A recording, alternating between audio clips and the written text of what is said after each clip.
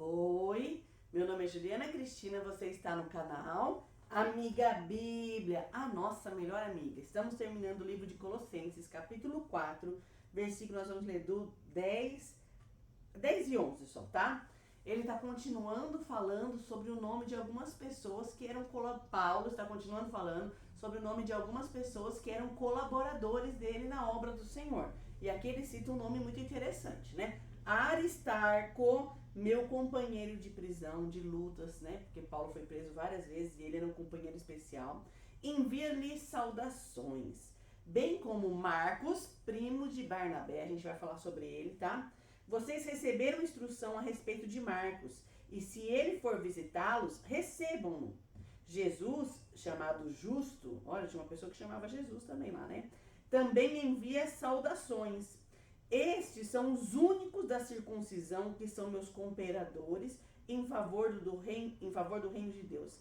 Eles têm sido uma fonte de ânimo para mim. Nós devemos lembrar, a gente falou sobre judeus e gentios. Os judeus, eles tinham uma marca no corpo, na genitália masculina, de circuncisão. Era uma marca. Eles se gabavam, a gente tem essa marca. Mas isso aí não valia nada para ser salvo, entende? Nós precisamos pensar assim, eles eram judeus. E eles eram os únicos que Paulo cita aqui, colaboradores judeus que se converteram ao cristianismo e estavam trabalhando junto com Paulo, porque a maioria, pelo jeito, deviam ser gentios. O que eram gentios? Aqueles que não eram judeus, mas eles se converteram, então tornaram cristãos. A gente falou sobre um vídeo de ser judeu e gentio, não importa se a pessoa aceita Cristo, né? Mas vamos falar de Marcos, primo de Barnabé. Em Atos contam, Deus chamou Paulo para fazer missões, para ir para outros lugares falar do evangelho. E o que aconteceu? Na primeira viagem missionária, foi Paulo, Barnabé e Marcos. Na verdade, ele chama João Marcos, tá? E Marcos foi com eles. No meio da viagem, a gente interpreta que ele era um menino jovem, um jovem, né? No meio da viagem, ele decide voltar para casa. A Bíblia não fala por que ele decidiu voltar, tá? Então, mas a gente pode pensar, né? Cansou de fazer a obra, a vida não é fácil, ficou com saudade da mãe, um monte de coisa, a gente não sabe exatamente. Mas no meio da viagem, que era uma viagem muito importante que eles estavam fazendo, ele desistiu, ele voltou para casa. Paulo ficou muito bravo, tanto que quando Barnabé e Paulo foram planejar a segunda viagem missionária, o que aconteceu?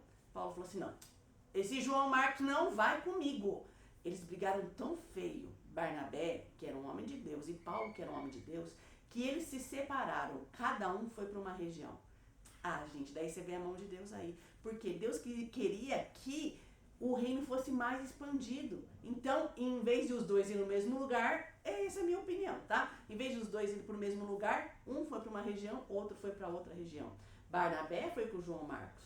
E Paulo foi com outro que é Silas, eu acho que é o Silvano, mas eu não lembro, agora deu branco aqui, foi com outro servir. Então, o evangelho teve a oportunidade de chegar em mais lugares. Porém, depois em outras cartas, nessa aqui, em outras cartas, Paulo cita que Marcos é muito útil para ele. Então é a prova que eles se uniram novamente, houve um perdão e um restabelecimento do relacionamento. E a gente pode aprender muitas coisas aqui. Por quê? João Marcos era uma pessoa jovem, talvez ele tenha desistido.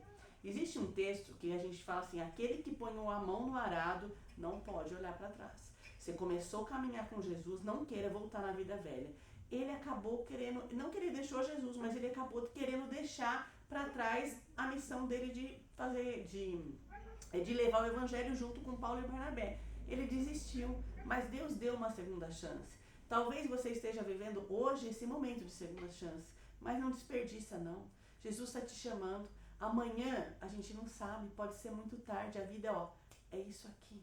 Então não desperdiça essa chance que Deus está te dando de tomar a decisão de viver uma vida verdadeira com Ele, de servi-lo de todo o coração, de estudar a Bíblia, de falar do amor de Deus para outras pessoas. Amanhã pode ser muito tarde. Que você possa pensar sobre isso. Então João Marcos mudou. E ainda detalhe, olha que coisa maravilhosa, coisa de Deus. Depois ele tomou a frente e ele foi o que escreveu o livro, o Evangelho de Marcos. Ele não foi um dos discípulos. Às vezes a pessoa pensa que Marcos foi um dos discípulos. Ele não foi um dos discípulos, mas ele pôde escrever o Evangelho porque ele ouviu coisas que o Pedro contou para ele sobre Jesus e ele quis relatar aquilo. Olha que coisa maravilhosa, Deus honrou ele, mesmo que ele deu uma tropeçada ali. Mas não fique no erro, né? Não use esse exemplo para pensar assim, se eu tropecei, Deus vai me dar uma segunda chance. A segunda chance é hoje. Não deixe para amanhã, porque amanhã pode ser muito tarde, tá bom? Que você possa tomar a decisão de seguir a Cristo de verdade, de falar de Jesus, de falar do amor de Deus para outras pessoas, de trabalhar na obra de Deus, passando essas mensagens maravilhosas que você tem aprendido.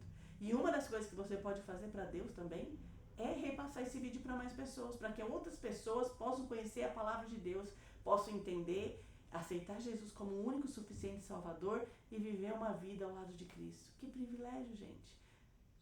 Deus é muito bom, né, gente? Que a gente possa seguir o exemplo do João Marcos. Se a gente tropeçou, que a gente consiga restabelecer os relacionamentos para poder viver uma vida maravilhosa, seguindo os planos que Deus tem para nós. Ó, um grande abraço para você, bem apertado, e até o próximo vídeo.